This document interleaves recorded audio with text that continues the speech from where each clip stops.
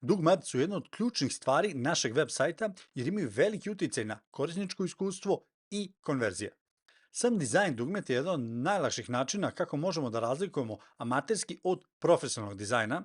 Zato hajde zajedno da pogledamo koje su to glavne stvari koje karakterišu dobro dizajnirano dugme. I za sam početak, hajde da pogledamo malo koje su to vrste dugmadi i da se upoznamo malo sa terminologijom. Ovo su 4 najčešća naziva za dugmad i tu imamo primary bar, to je primarno, sekundarno dugme, ponekad, u zavisnosti od kompleksnosti projekta, imamo i tercijalno dugme. Zatim ovdje imamo ovaj ghost, takozvani ghost button, koji u suštini ima samo border, znači ima samo granicu okolo, a sam on je transparentan. I na samom kraju imamo ovaj link button koji u suštini može biti samo tekst koji je podvučen ili je običan tekst sa dodatkom neke ikonice.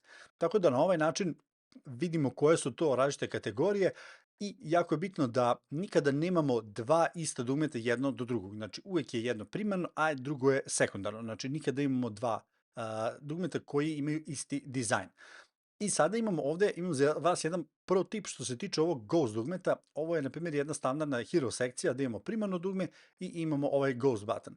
Ali, ako se malo bolje zagledamo, vidjet ćemo da ovde nešto nije u redu, jer Ghost button stavili smo u border 2 piksela, sad ako ovde pogledamo, na primjer, ali nešto ovde nije kako treba, jer visina, ako, na primjer, ja povećam ovo, bit će očiglednije, na primjer, sa svih strana, 8, piksel stavimo da je border, vidjet ćemo da taj border utiče na visinu samog elementa i samim tim nejednaka su dugmet. Ovde jedan hak koji možete da primenite jeste da uopšte ne stavite border, ali nam treba border. To postignemo sa ovim box shadow. Znači box shadow klasičan, na primjer ovde imamo sad 8, blur 15 i onda stavimo neku ovde senku i onda naše dugme ima senku. Ali ne moramo to koristiti samo za ove klasične, da kažem, senke, nego možemo samo da stavimo ovako, sve ovo anuliramo, kažemo spread, na primjer, 2 i stavimo ovde box, a ovde ćemo staviti inset. I taj inset je u stvari, on će ići od bordera ka unutrašnjosti, a ne ka spolja. I sad, na primjer, kada stavimo ovde 8, vidjet ćete da je dugme i dalje zadržava svoju originalnu visinu, koliko god mi da stavimo ovaj border. Tako da, pravilan ghost button možemo napraviti uz pomoću box shadow, a ne uz pomoću bordera. Inače, jedan odličan primjer kvalitetnog dugmeta jeste subscribe dugme ispod, tako da slobodno ga testirajte i vidite šta se desi kad ga kliknete. Zatim, postoje dizajneri umeju da budu veoma, veoma kreativni, ali postoje 3 glavne kategorije što se tiče oblika samih dugmadi, a to je znači pravougaoni sa oborenim ivicama i takozvana pilula dugme. I ovo je jedine 3 vrste dugmeti koje mi koristimo u našoj agenciji u 99,5% slučajeva. Tako da ovo je industrijski standard i nemojte nužno ići sa nekim čudnim oblicima na koje korisnici jednostavno nisu navikli. I svako od ovih dugme ima neku svoju karakteristiku. Na primjer, ova dugme koji su kao pravougaonici, oni su više, da kažemo, tradicionalniji, ozbiljniji, profesionalniji, dok s druge strane spektra imamo ovu pilulu dugme koje je više onako opušteno, prijateljski, više kreativno i ovo koje je u sredini je negde između ta dva. I hajde da vidimo i neke čisto primere nekih sajtova koje smo radili. Ovde, znači, imamo klasično dugme, čak ista je hero sekcija koju smo videli u primjeru malo pre.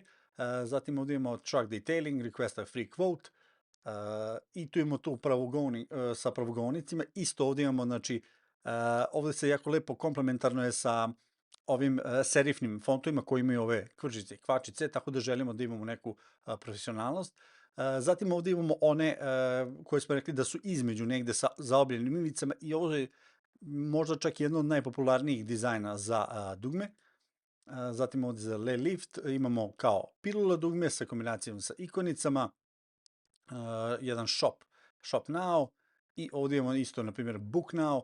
E sad, ovde sam namerno izveo jedan projekat koji smo nedavno lansirali i ovde imamo neko dugme koje je malo onako modifikovano ono dugme koje je pravougaonik, zato što u njihovom samom brendu i u samoj teretani oni imaju, u tom fitness centru imaju te neke zaobljene ivice, oborene ivice i onda smo mi hteli da ubacimo to, nije bilo baš lako svuda to ubaciti, ali smo hteli da ispuštujemo to i da napravimo jedan zanimljiv element, ali ne treba, kažem, ići ludovati sa ovima van nekih bazičnih oblika.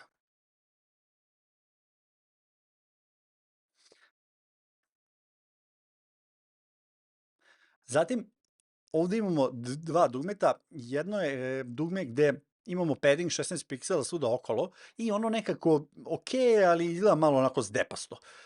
Sad, ovde ispod imamo jedno koje je mnogo lepše urađeno i u čemu je sada stvar, na koji način da formiramo padding. Znači, padding je razmak od ivice od bordera ka sadržaju i na koji način da bude odnos prostora koji je iznad i ispod sa ovim koji je, da kažemo, horizontalan i tu imamo jednu padding formulu koja kaže ovako. Uzmete i ako je, na primjer, ovo po y i x osi, ako je y, na primjer, 16, ovo treba da bude 32 levo i desno. Znači, uzmete koji god vama broj odgovara i samo krenete od vertikale, na horizontali dodate puta 2. I na taj način ćete dobiti lepo dizajnirano dugme. Jedan izuzetno bitna stvar i jedna greška koju vidim kod velikog broja web dizajnera koji su na početku jeste da sam ovaj kontrast ne bude dovoljno dobar.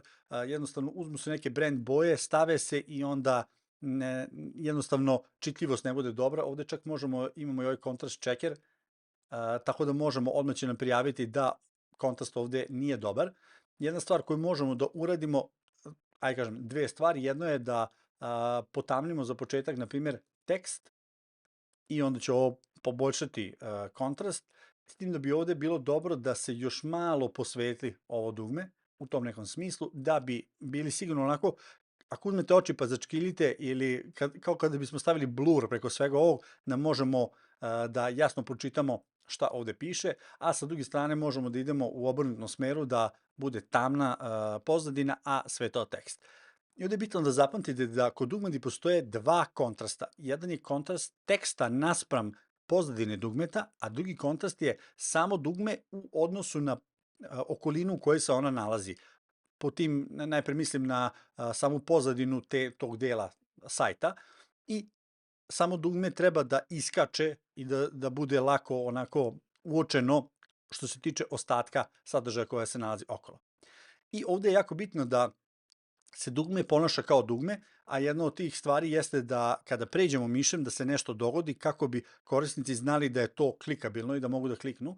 I ovde sam naveo, na primjer, neke klasične momente, jesu, na primjer, da promenimo boju pozadine, samim tim promenimo i boju teksta kada je potrebno, nekada možemo samo da potamnimo, nekad možemo da skroz promenimo boju.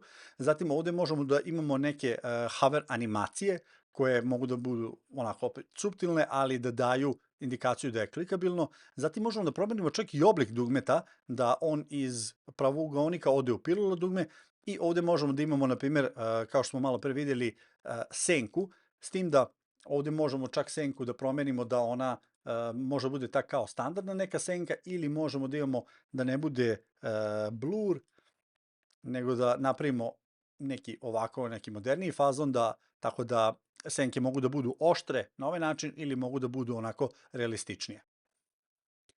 I ono što je isto jako veliki pokazatelj amaterskog dizajna jeste sam tekst koji se nalazi u dugmetu i treba što je više moguće izbjegavati da tu piše detaljnije ili saznaj više. To jednostavno ne daje puno indikacije posetiocu šta će se desiti kada oni kliknu na to dugme. I uvek treba da budemo što više onako deskriptivniji, da tu piše kupi sada, dodaj u korpu, poruči danas, zakaži besplatnu konsultaciju, prijavi se free trial i tako te neke stvari. Znači, ili na primjer kada je sekcija o nama, onda, na primjer, ja volim da stavim naša priča ili saznaj ili detaljnije o našoj priči ili tako nešto što će biti deskriptivnije, a ne samo saznaj više. I veoma često kada vidimo dugme, deo njih će biti i ove ikonice koje mogu dodatno onako ilustrovati o čemu se zaista radi, tako da je isto to dobar način da ih dodamo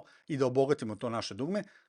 Određene studije su pokazale da čak i ako nemamo možda naše dugme, to jest tekst koji je tu, nemamo sad da poklopimo sa nekom konkretnom deskriptivnom ikonicom, samo dodavanjem ove strelice koje se popularno zove chevron će unaprijediti stopu konverzije. Znači, konverzija će biti bolja, ne monumentalno, ali svaki procenat je tu bitan. Tako da gledajte da dodate, na primjer, ovo, ali samo na glavno dugme. Znači, ne na svako dugme koje postoji, nego samo na onaj primarni poziv na akciju.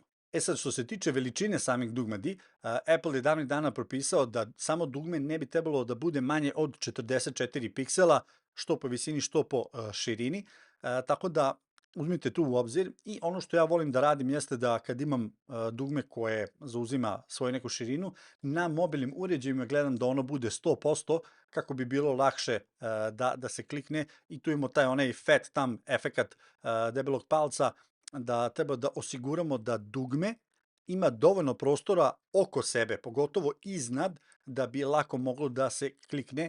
I ovo je pogotovo važno ako imamo više dugmedi jedno pored drugog. Znači, uvijek gledajte da dodate dovoljno praznog prostora oko samog dugmeta.